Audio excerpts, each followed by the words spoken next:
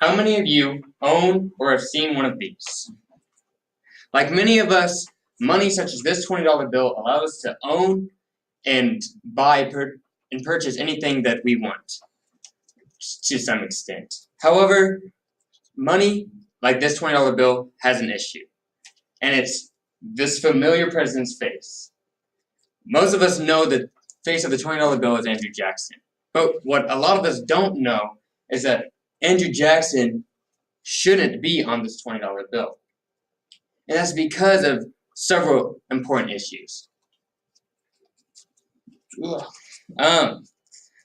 Opposing sides will argue that Andrew Jackson should be on the $20 bill because he was a good general, and he did quite a bit as president when he was the second president of the United States. But what I'm here to tell you is that Andrew Jackson not only hated paper money, but he had other flaws as a leader, and that money is becoming less and less important. History.com states that Andrew Jackson became the president of the United States in 1829. But while president, he claimed that he not only hated paper money, but that he shut down the National Bank that was founded by George Washington and Alexander Hamilton. Andrew Jackson thought it was absurd that paper could be more valuable than actual coins such as gold and silver. It wasn't unlogical for someone like Andrew Jackson to hate paper money, but he should by no means be associated with it. Andrew Jackson was not a politician, but in fact a man of the people, and that is why he was elected.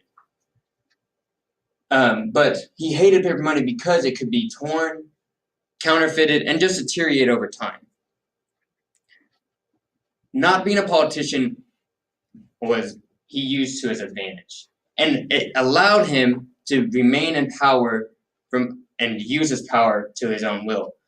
He was often associated as the veto king because that is something that he used to his benefit as president, and he used to get around the other branches in government, which isn't necessarily a flaw in Andrew Jackson, but it is something that we don't necessarily consider when we think of checks and balances when it comes to our branches of government.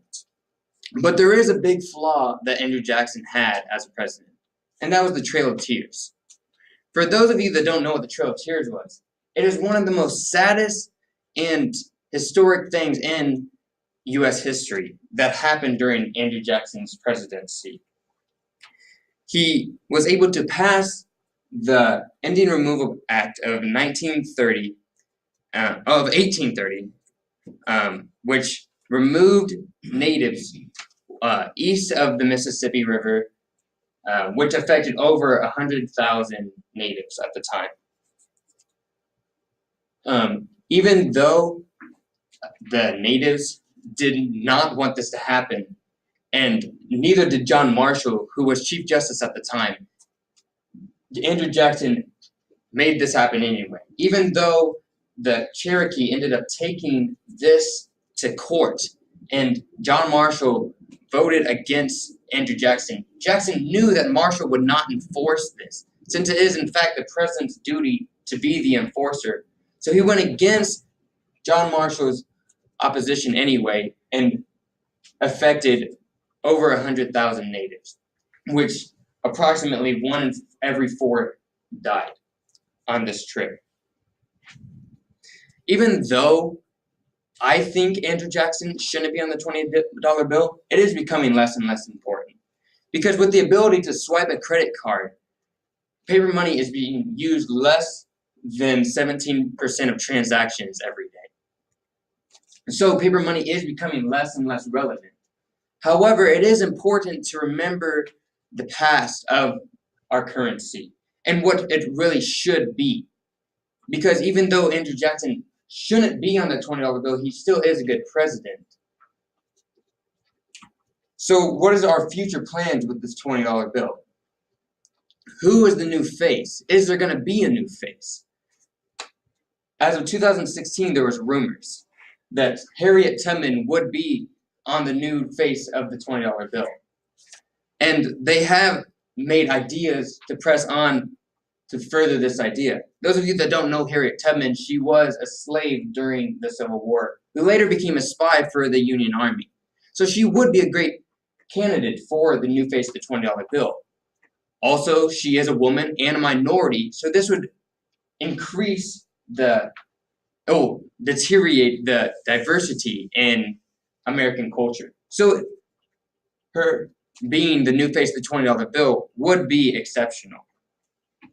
However, there are other plans to change even Abraham Lincoln off the $5 bill and Alexander Hamilton off the 10, which I personally do not think is a great idea, because those two are people that we think should be associated with money because they were great leaders of our country. Oh, to recap, we looked at Andrew Jackson's hatred of the National Bank and his hatred of paper money, and even that he shut it down.